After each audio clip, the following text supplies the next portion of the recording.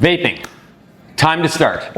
Put it down. If you're vaping right now, put it down. This is just such a horrible idea. It's a bad idea. Okay. But it was spun out of some maybe potentially more noble goals. Yeah, so you would wonder how on earth did the regulatory agencies allow vapes to be sold? And the reason was the companies approached the regulatory agencies and says, hey, we have a device that can help people quit smoking. Right, and the first one actually was way back in 1965. Yeah. And here we are now. It's a great idea, right? If you have something that will help people stop smoking. Right, because smoking was on the rise back then. It was very, very commonplace. They just had shown that, hey, it's just related, directly linked to cancer. We got to get people to stop smoking. Right. And now if you're a big company and you've got a product, you want to sell the product because you want to make money, right? That's what companies do, and that's fine. So they found a market that is much larger than the people who want to quit smoking market, which is just everybody.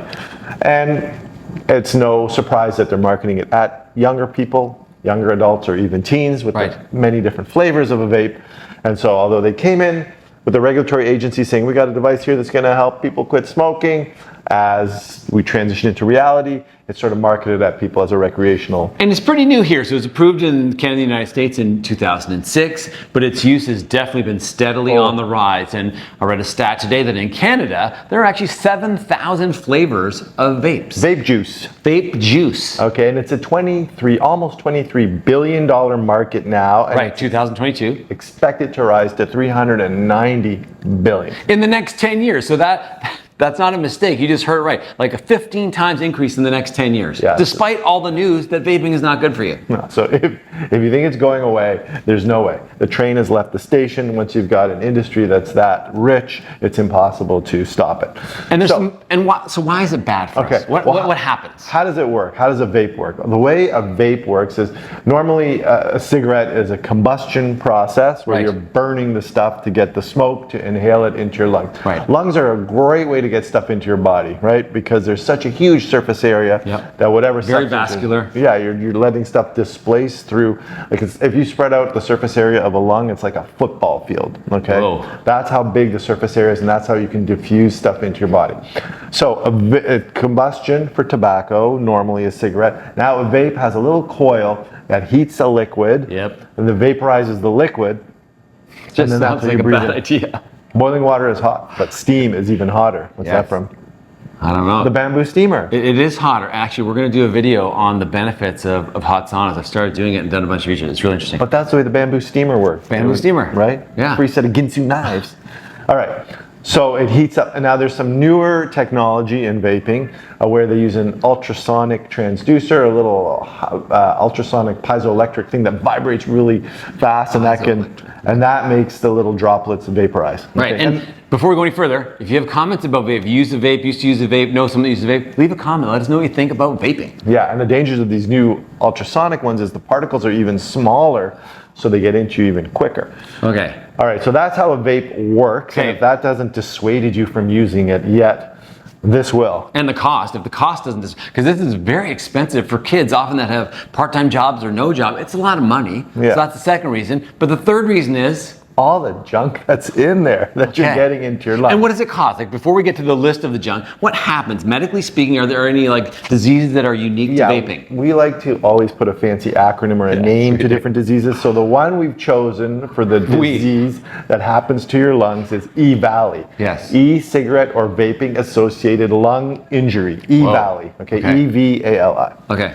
And that is, the incidence of that is sharply rising, as you would imagine, with the sharply rising use of e-cigarettes. Okay, so there's a whole bunch of things that are bad in vapes, but there's an article that we read that broke them down into 5 kind of main ones. So we're going to talk about the 5 things in vapes that are bad. Okay, and the first one is what? What's the first thing? It's nicotine. Well, that's the point, right? Because remember, you're trying to quit smoking. That's why you're vaping now. And so why does it matter? So nicotine is a stimulant. That's the first thing. The second thing, it's highly addictive. And the third thing, there's good studies to show that it reduces normal brain development in younger people. And that's who's doing this. It does. So yeah, definitely bad. And now the problem with this is that sometimes the nicotine from vaping is even more readily available than from smoking. So you end up getting more addicted. Yeah.